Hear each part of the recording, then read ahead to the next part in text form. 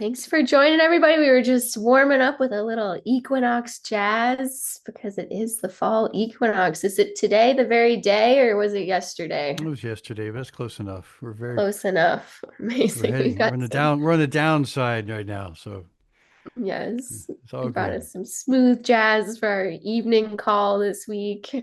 Again, we've got some cocktails welcome for our call tonight, beverages. I joined from the US, so I've got my end of my coffee mug here. That's great. But thank you all for being here. And let me thank you from my side as well. It's wonderful to see everybody, both those who are in the team who are putting the podcast together, and we're excited to be recording. As everyone knows, it's being recorded. And when you come in, it's been a great journey in making this. As we know, is Choose to Matter Cocktails with Chris. So everyone has a cocktail. I mean, it's you got let's see it. Let's go see it. Got to see it. Put it up there. Rick, come on, you got to go get a glass of water, man. Get a glass of water or something. Judge on the train. You got nothing. All right, there you go. Water is a cocktail. It's a cocktail of life. This is it. Without the water.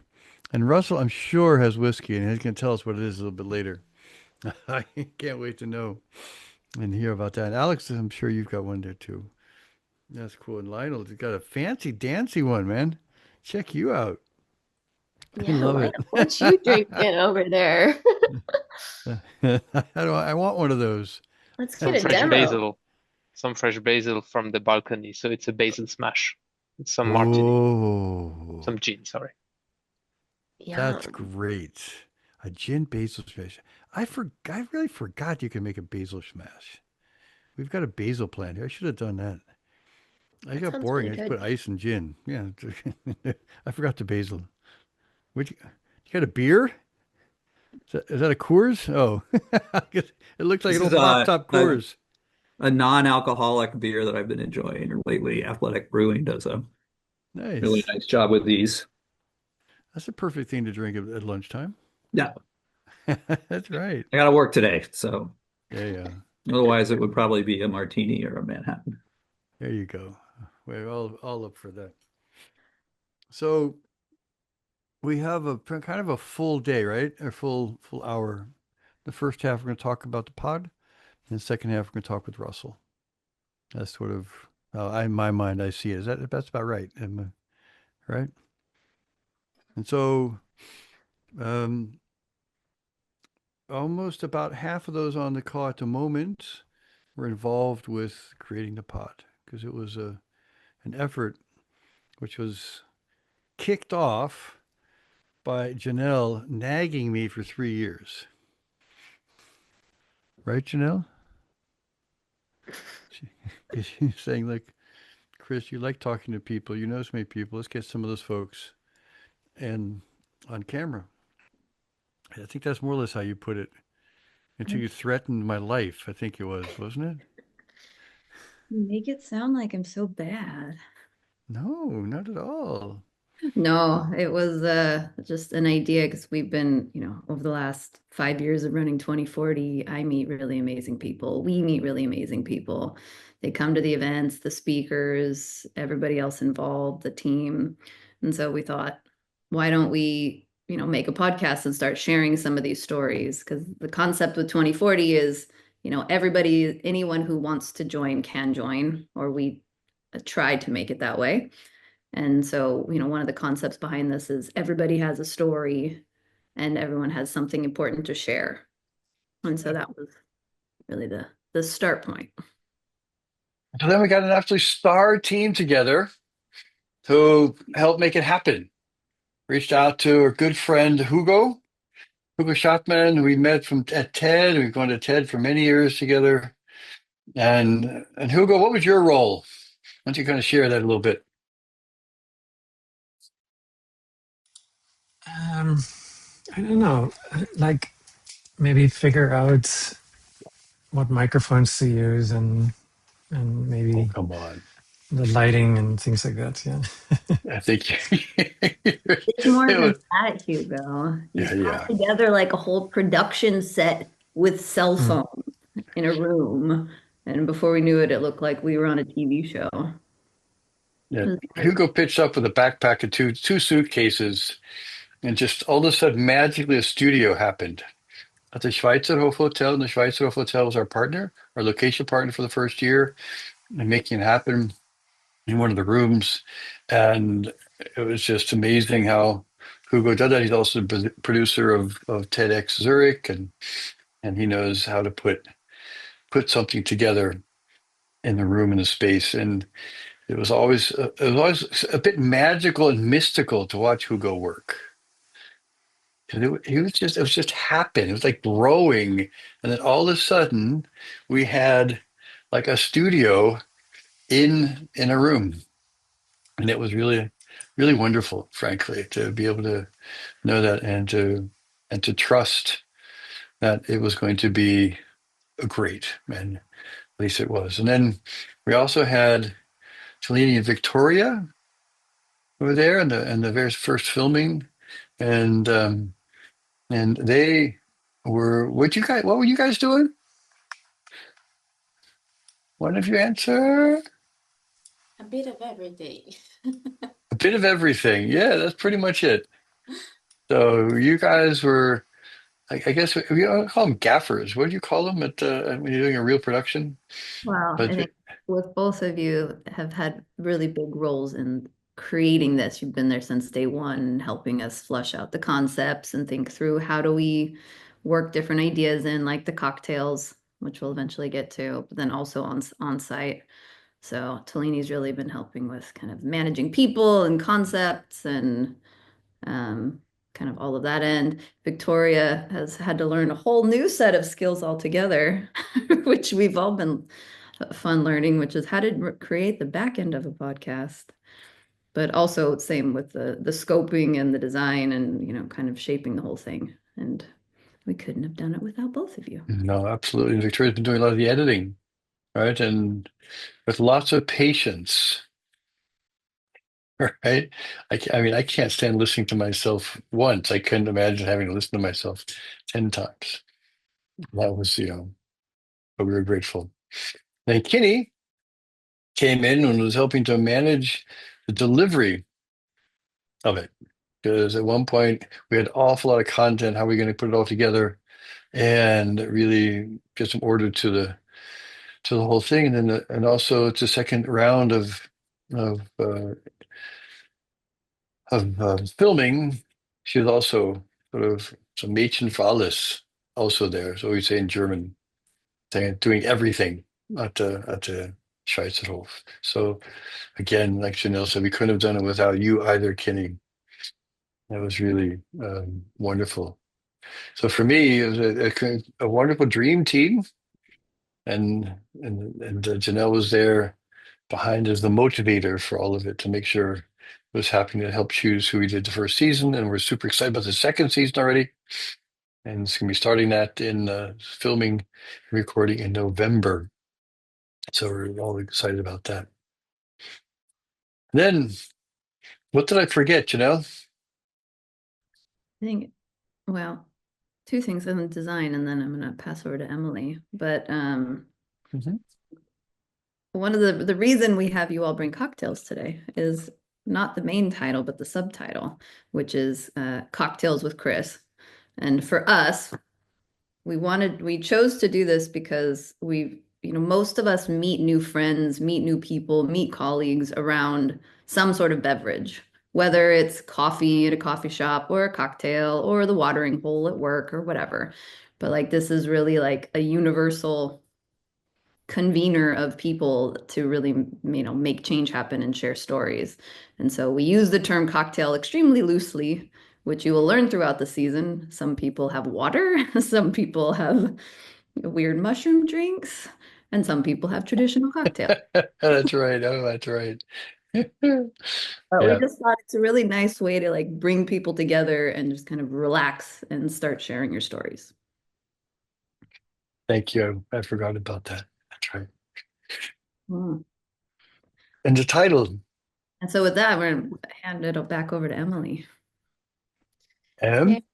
Well, thank you so much for all being here. I think before we all suck down all of our drinks, I do just want us to do one more cheers, and I'll just take a quick screenshot of everyone while we get excited about this launch. Let me make sure I get my view correctly. So if you are off camera, maybe just give us a moment on, and I will get us ready from this. Oh, somebody's a black screen. I'm trying to see who it Hey, is. Rashmi. Mary, Hey, Mary. Mary. Hey, Sure. Mary. Hey, what are you having? You're Hey, having a great looking Juliet. thing. That's a red. That's a super red one. Let's check you out. Me too. Hey. How do I do a screenshot while holding my mug? I might just have to be excited about it. All right, everyone, 3, 2, 1. Yay! There we Perfect. go. Thank you so much for being here. Hopefully you spend your valuable evening with us, just learning a little bit more about this project, sharing huge thanks to everyone that has been part of making it come to life. And we'll also open the floor to you here in a little bit. If you have had a chance to listen to anything, we'd love to hear your initial responses. Mhm. Before we get going, I'd love to just dig in one more time as well. We did the subtitle, but Chris and Janelle, if you'd like to speak to the title, Choosing to Matter, and what does that mean to you? So for me, it's a very important 3 words. When my best friend died, David Bushnell, an architect, on his drawing board in San Francisco.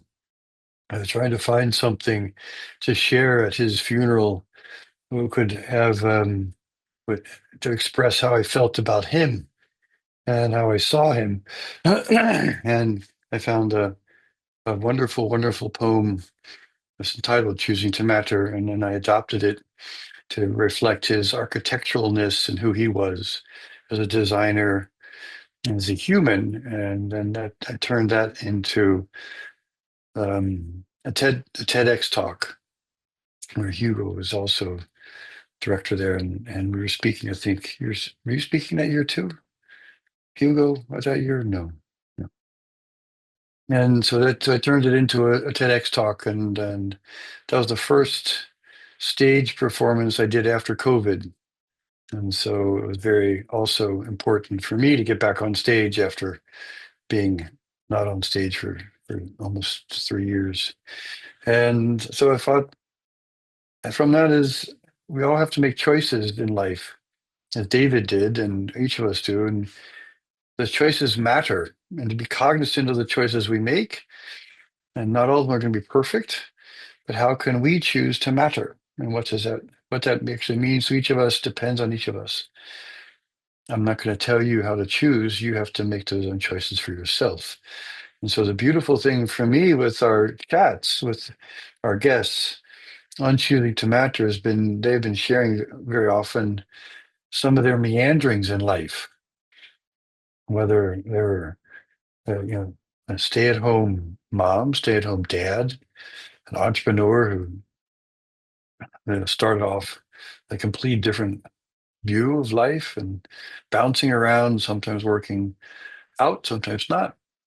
And it's been a really wonderful series. It's been very grateful. I've been very grateful that Janelle encouraged, forced me to do this and to hear these amazing human stories of Russell is one of them, because each of us have such a wonderful opportunity to make a difference in others' lives throughout our lives. No matter how old you are, we also impact others. And to me, it's also about that and making sure we're cognizant of our meandering in our pathway.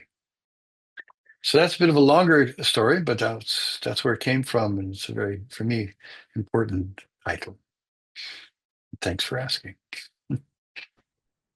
Yay, I love that. And I think Uh, I might just open the floor to Thank you. Victoria or to Line, knowing that we haven't prepped them as much as they've been prepping you all for every guest feature of the Thank you. podcast. But I think as a young person, and we're on the younger side of things, I think for me, the title really sticks out, and just the interviews stick out of hearing people's career journeys. And it can be very inspiring when sometimes you feel like you have to be on a linear path, but you'll see a lot of imagery and the graphics and the branding for the podcast that kind of talks about those winding turns and the moments of surprise that have guided people to where they have been. But I'd love to hear if you guys have anything you want to share about either crafting the questions that stuck out to you for those guests, or in just listening to some of the interviews, what maybe you found most compelling as being part of the production team.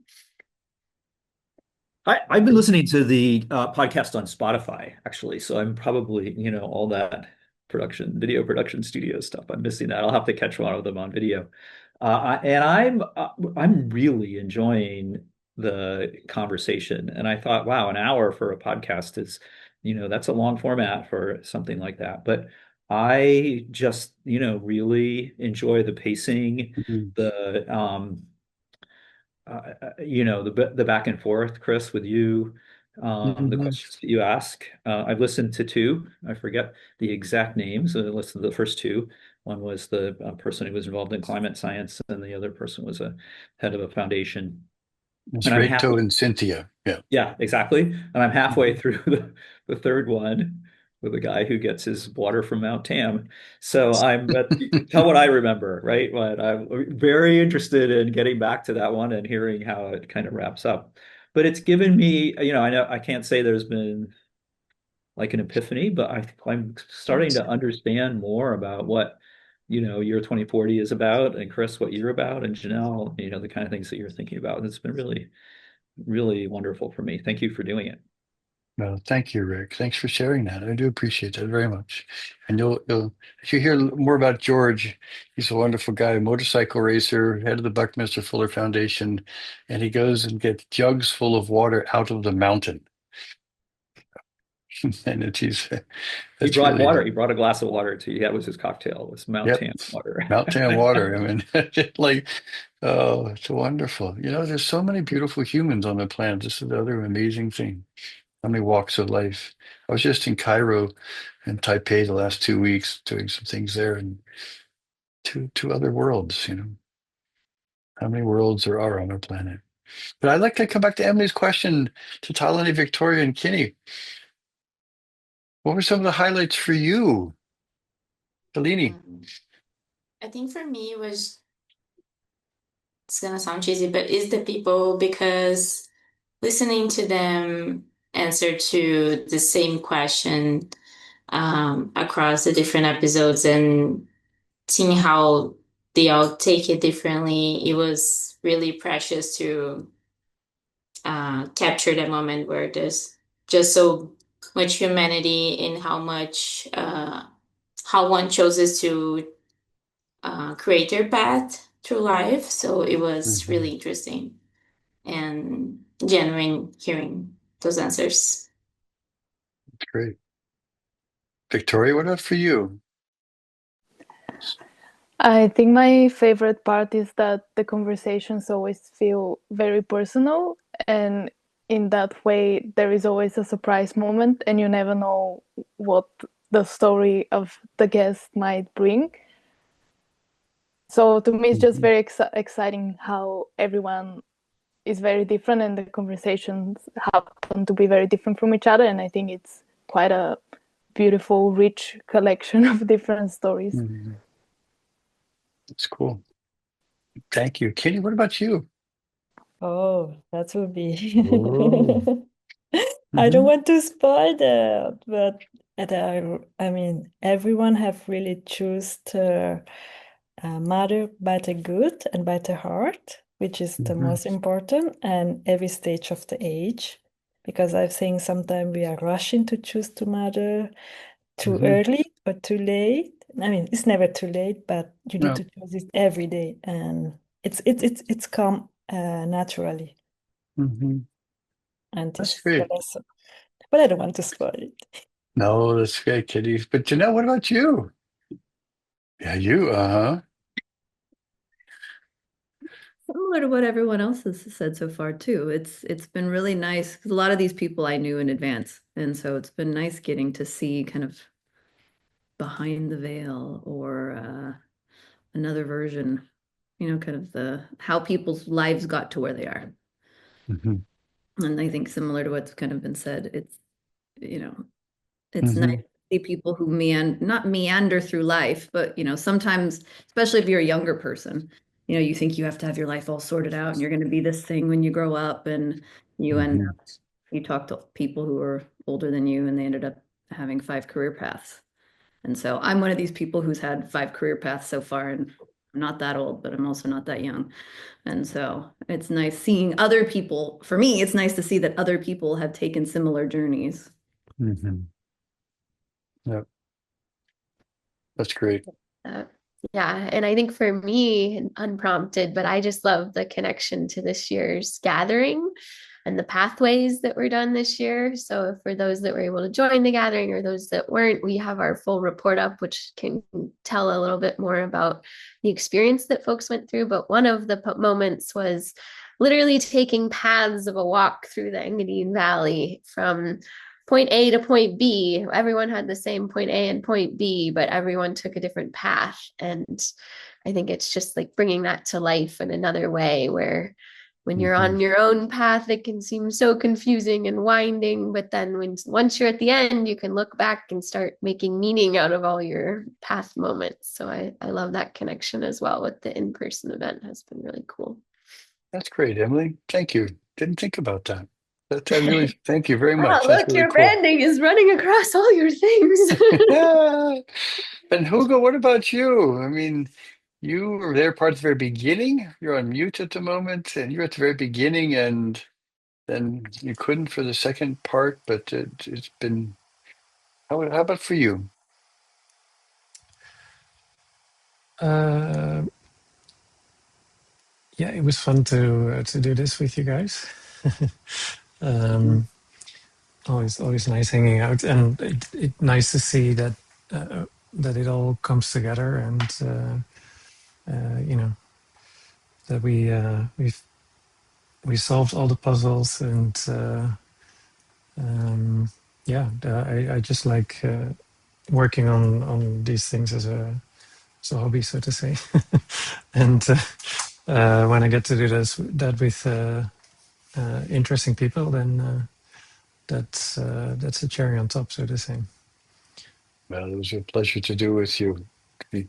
And to tell you a compliment to you and to the entire team, I had an email from Cynthia, and she asked me, she said, "Hey, my production team for a bunch of interviews that she was going to make, they can't make this thing that they wanted to do.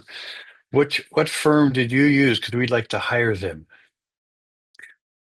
She said they were a great production group, a great production firm. I said, well, they're an amazing crew called Year 2040.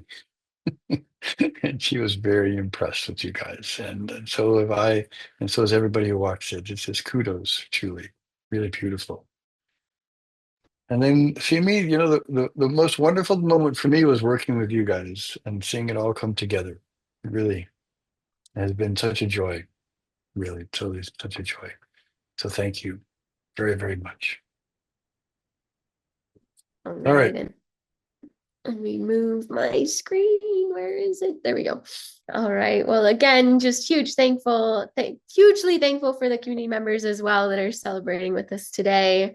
Again, these are some amazing behind the scenes shots of Hugo's incredibly cool setup with it's amazing what phones can do now. I'm just so impressed. It's just so cool. Those bonkers. Yeah. Yeah, And if it's you have really a chance to view some of the videos, just to even give a peep at the production quality or the beautiful spaces in the Hotel Schweizerhof Zurich, they're so impressive. I know I like to audio listen, but some people do prefer video. And then I'll just move us along here, and just huge thank you to the guests that are out so far on the podcast episodes. So just a shout out here, and Janelle, I see you come off mute, so I want to give some special thanks to our guests.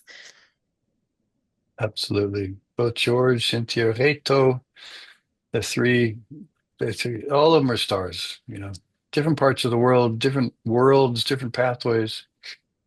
And enjoy listening to them. Janelle, do you want to say something else?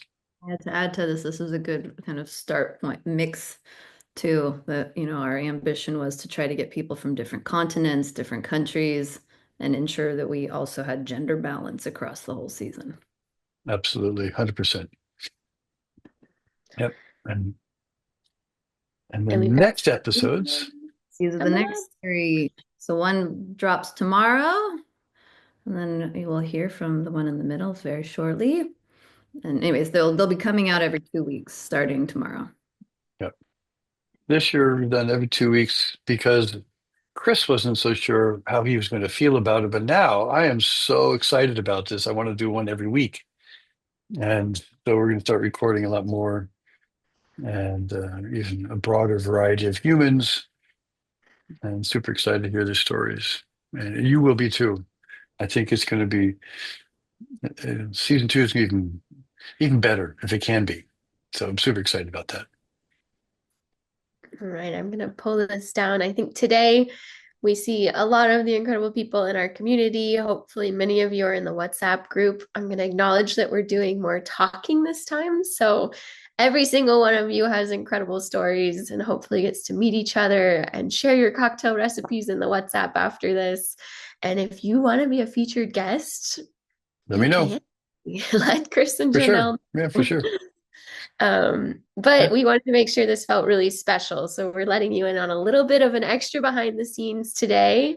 And we'll be continuing the conversation for the rest of this call as a little live podcast experience, live interview, a dose of the upcoming episode with Russell. So we're going to turn this conversation over to Russell and Chris to share more about Russell's incredible pathway. I do see a quick hand raise from Hugo, though, before I get moving. Yeah, maybe a practical question. So the podcast is currently on Spotify and YouTube, right? Will it also be published on regular podcast platforms, like as a normal podcast? What do you mean by regular podcast? So that it can be found in Apple Podcasts or any other podcast player. If all goes well, it will be soon. There's Okay. some technical hiccups Good. in the background. Good question. But yeah. Very good I'll pull question. this up again at the end, but if you do want to snap this is all of our live links so far. So Yeah. Hugo, especially from production world, you're probably aware that Spotify is a little at war with other podcast platforms while they start their own project. So we'll be working to make sure this is represented across everywhere you listen. So we've Yeah. got the links that are live right here. And if you ever have a platform this is not represented on, just reach out and we'll make sure we can get it live as soon as possible so it meets your ears where they are. Yeah. So, and Hugo, thank you for that question. It's a very good one. And you're seeing the team. And so an all volunteer team is a wonderful team. And it's being able to put that together into multiple formats. As you know, as a producer, it's not as easy as it should be. And so we chose Spotify as our first venture, and now we're feeling that we like it, so we will expand as we can. And if you know anyone who'd like to help sponsor us, then that'd be great, and then we can help make it happen a little bit faster. So, yeah, and seriously, that'd be really great to be able to expand it, because we're thinking about also putting all of the year 2040, 5 years of year 2040 stage interviews into a podcast as well. So those are all available, and so we've got a lot of content to share. Cool. So Em, how about if I take it over now? Is that cool? All of Russell, you. Russell, hello. It's great to see you again. Likewise, it's wonderful to be here. Thank you for inviting me along.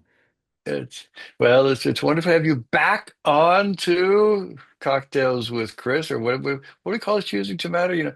No, it's really wonderful to talk to you again. And if I remember, for those who haven't heard your podcast yet, why don't you give us a short introduction to who you are? Because I remember you as an ecologist and a bagpipe player, but there's a lot more to you than that. So how don't you share really quickly? Sure. Well, firstly, congratulations everyone for turning what was I suppose, a wacky idea into this global, thriving, vibrant community. And I know a lot of work and effort has gone on behind the scenes, and now you're able to enjoy the fruits of that. And I think, part of the success is the fact that you are so generous, Chris and Janelle. I mean, I've known Janelle for quite a few years now, and Janelle is the person to go to if you need to know anyone or meet someone. She's very well networked in Edinburgh, and has been very generous with her contacts and advice. So the more you give, the more you get, I suppose, right? And you've been able to Yeah. build this community as a result. And I think that's really key to your magnetism, actually. Thank you. So a quick Appreciate that. synopsis about my meandering career. So several comments were made earlier. So meandering, yes, absolutely, full of false starts, missteps, detours, moments of extreme self-doubt. But somehow I've muddled along and have really enjoyed it. And now I'm in a very good place where I feel like I'm able to create meaningful impact, but also have the satisfaction of many diverse experiences to draw on. So I am an ecologist by training, but I've also acquired an LLM, which is a Master of Laws, and an MBA. And I've worked for about 20 years at the intersection of business, civil society, and government, trying to bridge those divides across sectors and from local to global and from business to conservation. So currently I work in natural capital markets, leveraging finance to advance nature's recovery. And so thanks for that, Russell, very, very much. And where are you located in the world?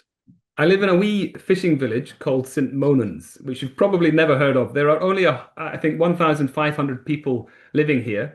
It's very beautiful. It's on the Fife coastal path, just along from St. Andrews. St. Andrews, you will know, as the home of golf, and I love it. I have really been living in a poem ever since I moved here 5 years ago.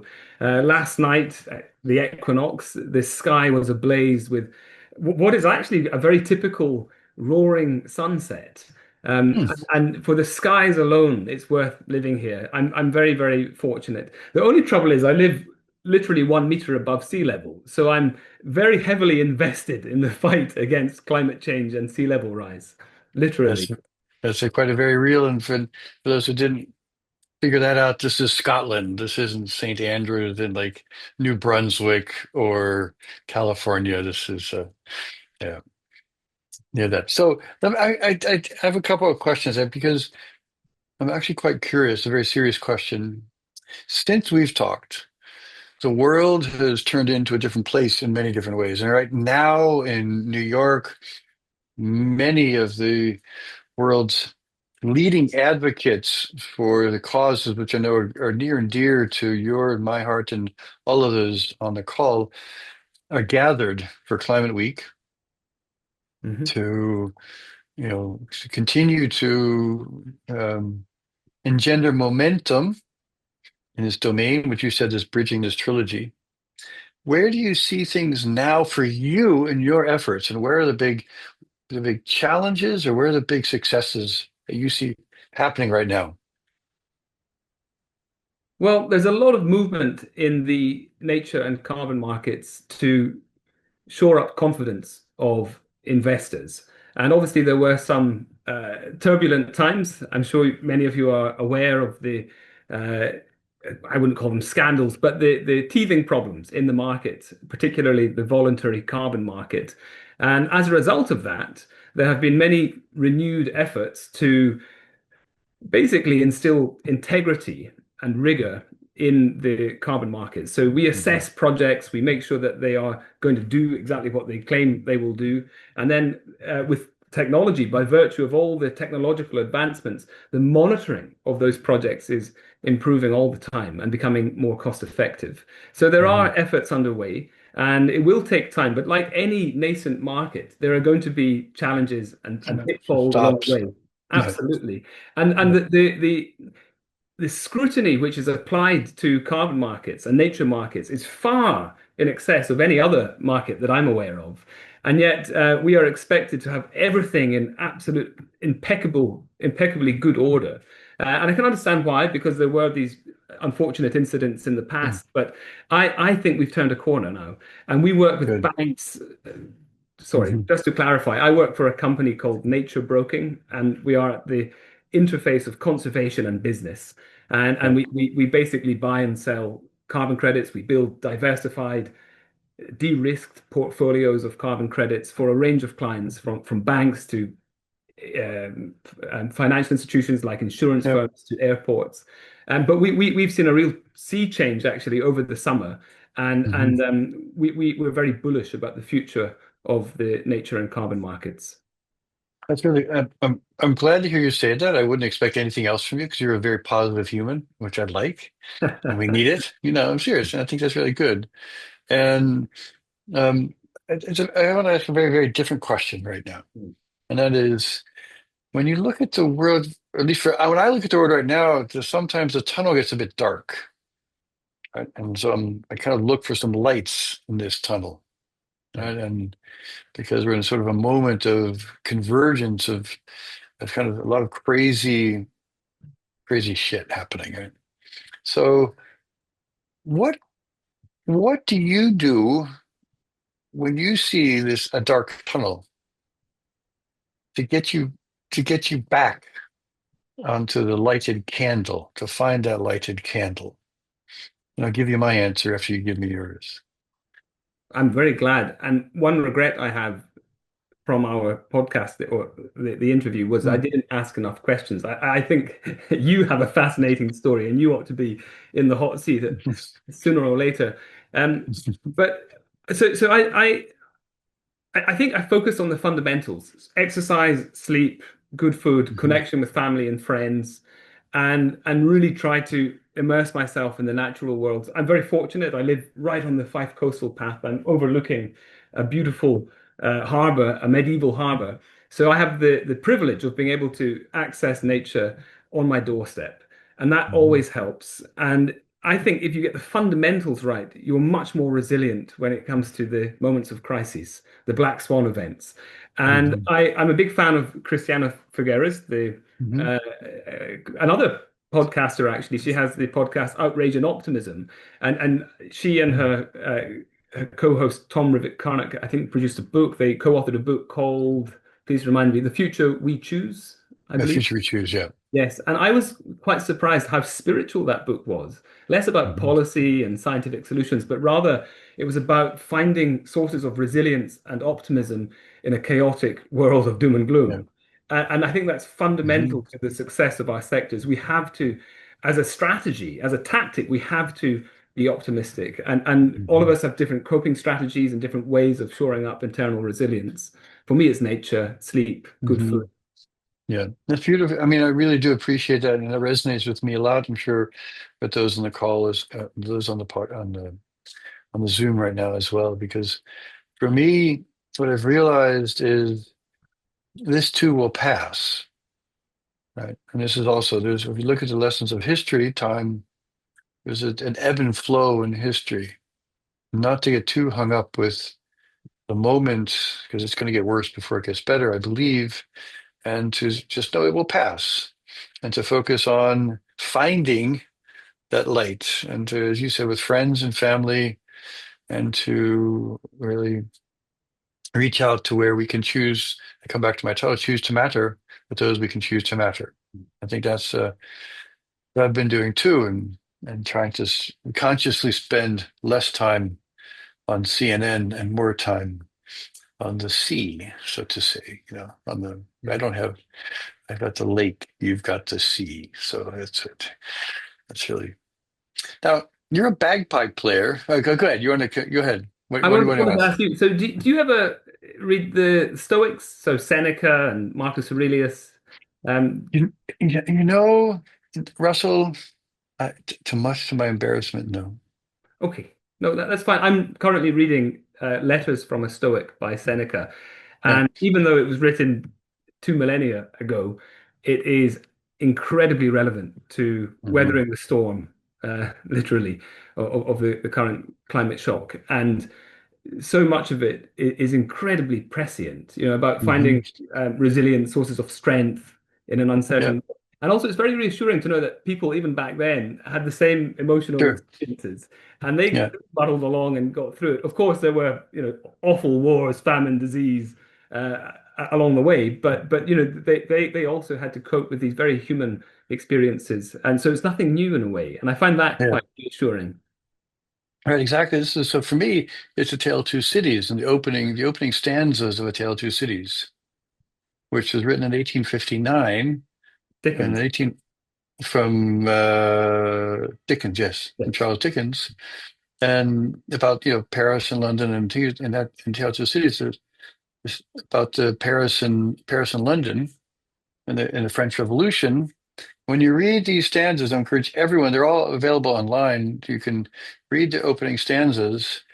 They're exactly today. It was, it was time of lightness, it was time of darkness, it was time of wonder, it was time of disbelief. It was, and so this is what, like with the Stoicism, is to realize as humans, as thinking, loving, feeling humans, this is not the first time that a human has felt the emotions and has gone through what we're going through. And that doesn't make it any easier per se to observe, but it makes easier to cope with for me. That's how I see it. So thank you for answering that so openly. I will look up lessons from a Stoic, and I think that's really, really cool. And that was written in 1859. That's when Charles Darwin wrote his theory. That was the year of the world's largest electromagnetic event, the solar flare. They call it the Carrington event. It was the year in which the electric and rechargeable battery was invented, patented. So in France, the French were actually the inventors of the electric vehicles. I don't think they even take enough credit for it. They should. They should be proud of that one. Anyway, there's a whole lot of other things which happened in that year. It was a very interesting year, but it was a kind of a crazy time. So I know we only have about 15 minutes left. I could keep talking with Russell all night, and we did last time. Just ask if anyone else on the call would like to ask a question of Russell or myself. They're very, very welcome to, because I still have 3 or 4 questions I'd love to ask you, Russell, but I'm going to give everyone else a chance, because in the podcast, no one else gets to ask anything except me. Anyone have a question? They want to pop? No, going once, going twice, going 3 times. Okay, I do have it. So do you listen to podcasts? I do. Okay. So what are some of your favorite podcasts that you would recommend to us? Because I'm a nascent podcast listener. I'm just learning how to do this. Well, I'm a total news junkie, so I devour every week The Economist in digital. There's an audible version of that, and I listen to The New Statesman, which is left of center, and then to temper that, I listen to the Goodfellows, which is of the Hoover Institute, slightly right of center. John Cochrane, H.R. McMaster. Oh, interesting. So I try to sort of soften my edges and see both sides of every argument insofar as I can. Although the mainstream itself is, the center ground is also shifting from time to time. And for enjoyment, I listen to A Short History Of, which is a Noiser production. Do any of you know it? A Short History Of. It's narrated by John Hopkins, an English actor who has a wonderful Victorian beautiful voice. Yes. And it's so vivid, the imagery that he conjures, because they use sound effects as well, and they really take you back, and they paint a picture of living there among the Aztecs, or being on Masa Tierra, or Tierra Mas, I forget the name of it, that island where Alexander Selkirk was marooned for 4.5 years, the inspiration behind Robinson Crusoe. And there's a whole series of these episodes which I would highly recommend. So for sheer enjoyment, I put one of those on and I close my eyes and I'm immediately transported. So what's the name of that one again? A Short History Of. Okay. Yeah, a short history of. That's Highly that's really recommended. great. And how That's about really you, great. Chris? What do you listen to? I'm still learning how to listen to podcasts regularly. I'm more of an old-fashioned newspaper guy, and I do I do look at morning, noon, and night CNN, the Singapore Straits Times, BBC, and as long as I can stomach it, is usually the Fox. Yeah, I think that's good. Even if Yeah, you disagree with what's being said, it's really important just to be aware of other perspectives. I mean, I presume you're not always in alignment with the viewpoints expressed by the I Fox very News I very network. often wonder.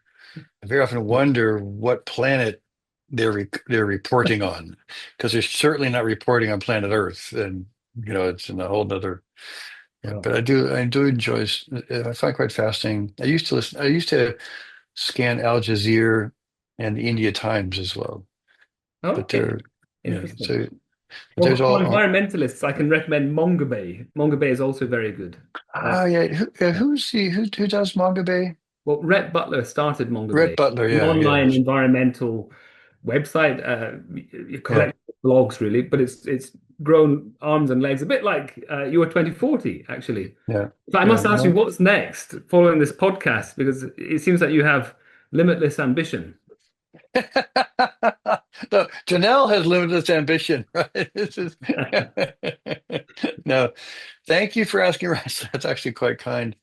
You know, we're very keen on expanding Year 2040 into other parts of the world. We're actually talking with the Muir Trust right now, the John Muir Trust, to do some things up in Scotland, helping them with their communities, thinking about the future, and there's a positive future. We're thinking, as I said, to put all the Janelle just proposed to me today, which I think I like, is putting all of the talks we've had over the past 5 years into a podcast, and to do that. And we'll continue to do Euro 2040 in the summertime in Switzerland. And we're thinking of maybe moving it to the autumn to see that. Fantastic. And yeah, and trying to think, how can we bring this positive future as a toolkit that's available for folks to use. And so that's something we're also working on hard right now, because I think this is, over the past few years, a lot of what we call intellectual property has been put together, but it's really cool. We'd like to make that available. Brilliant. Yeah, You reminded me of something, the inner development goals, which you may have heard yeah, of. yeah, So for those of you who don't know, we all are aware, I hope, of the Sustainable Development Goals, which are, I believe, up for renewal very soon. So the discussions are already underway about what comes next. But the inner development goals are, I guess, a way of looking at what do we need as individuals in our psyche, and yeah, what cultural traits do we need as a society in order to make that transition, to take that leap of faith, which it yeah, ultimately is. The green transition requires a leap of faith, yeah, and a lot of that is, soft skills, social skills, even spirituality. yeah. Active listening, something I've got to really work harder at. But yeah, Mhm. being a good listener, and being more tolerant, being I, more you know, imaginative. I totally agree with that, Russell. So it's interesting. I'm teaching a course this term at ETH called the Net to Null Nation. And we talk about net to null, but I truly don't believe that any of us have an idea what a day in a life, what a day in our lives would be if we were living in net to null society.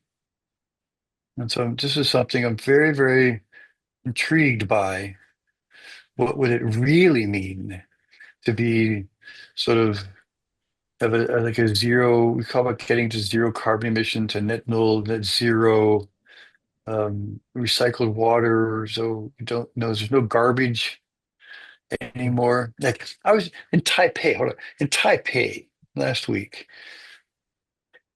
You know what they do? They collect garbage in Taipei. Everybody, everybody has to bring their garbage out to the garbage truck. There are no garbage cans. You bring your garbage to the garbage truck. And so there's they come around once or twice a week, depending on, and they play some music, and it's great because you can see what your neighbor brings, you can see what you bring. You have the recycling, you have to sort it yourself right there. You don't off source this to somebody else. It doesn't disappear to go away. It's in your face, right? And it made me think a lot about our personal responsibility and how much we know about the impacts that we have. That's so interesting. It's almost as though it's such a large population, such a dense population on a relatively small island. They've been forced to innovate and to manage their waste more efficiently. Whereas, dare I say, in larger land masses, perhaps even the United States of America, it's very easy just to dig a hole and create a They land. go throw it in. Yeah. Yeah. It's So it's just also, sorry, I was Yeah. going to say, necessity is the mother of invention. It And is, it's yeah. also the case if you want to see a glimpse into the future, go to some of these rural African communities where they're already living under resource scarcity. They don't have the They luxury. have been, yeah. Yeah. Yeah, And and so they're having to build a repair economy. They're having to fix things, whereas we live in a throwaway Yeah. society. And also they have rainwater harvesters, and they have wash toilets, and everything's permaculture and circular. Yeah. They're living the way actually in the West we ought to be living, but have forgotten. Yeah. May one day have to resume to living that way. I totally hear you, Russell. We have Juliet on here who's from Uganda, and it's, I'm sure, there's a lot of that. I was just in Cairo the week before, and there was, when you fly into Cairo, you see essentially what looks like a small city, and it's a community the size of a small city, which is just for water treatment. Wow. I have never seen a water treatment plant that was, I couldn't figure out what I was seeing. I can show you pictures of it. It just blew my mind. But anyway, we're getting way off the topic, Russell. I'm thinking we only have a few minutes left, and I want to thank you so very much. What is the one takeaway? Was there something you remember from our pod that is just something you would hope that everyone would take away from your podcast? Well, I was Do going you to say, remember? Yeah. Cairo increases by 40,000 people every month. Yeah. The town the size of Kirkcaldy, birthplace of Adam Smith. There's one thing I remember. It's to take time to pause, reflect, and feel grateful for all the twists and turns that amount to who we are. And actually, I must thank you, Chris, for forcing me to stop and actually take stock of all that I've achieved and feel blessed and grateful, because often in the rush of the daily workplace, we don't have those opportunities. So thank you.